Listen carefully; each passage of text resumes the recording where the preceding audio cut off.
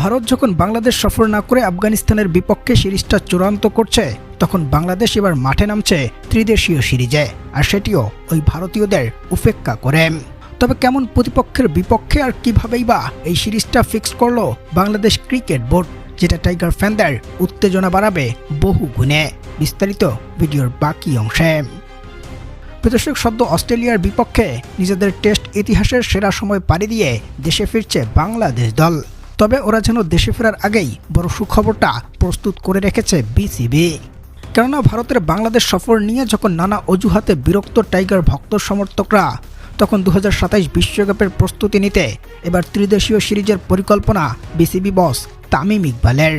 তবে এক্ষেত্রে মিলাতে হবে কিছুটা যদি কিন্তুর সমীকরণ। কেননা আগামী সেপ্টেম্বরে বাংলাদেশ সফরের কথা আছে টিম ইন্ডিয়ার। যদিও রাজনৈতিক পরিস্থিতি বিবেচনা করে ভারতীয় ক্রিকেট বোর্ড বিসিসিআই বাংলাদেশে না আসার অজুহাত দেখাচ্ছে, তবে সিরিজটা আবার তারা বাতিলও করছে না।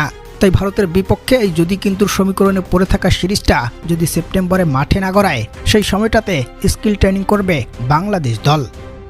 এবং আগামী অক্টোবরের শুরুতে আফগানিস্তানের বিপক্ষে সিরিজ খেলবে টাইগার বাহিনীরা। আর এখানেই মিলে যাবে ত্রিদেশীয় সিরিজের হিসাব নিকাশটা, যেখানে ওই সময়টাতে অবসরে বসে থাকবে জিম্বাবুয়ে ক্রিকেট দলও।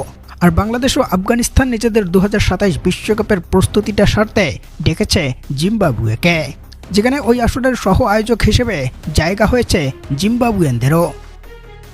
অন্যদিকে কয়েকদিন আগে জিম্বাবুয়ের বিপক্ষে হারের তিক্ত অভিজ্ঞতার শিকার হওয়া লিটন শান্তদের লড়াইটা হবে এবার বেশ শক্তিমত্তার।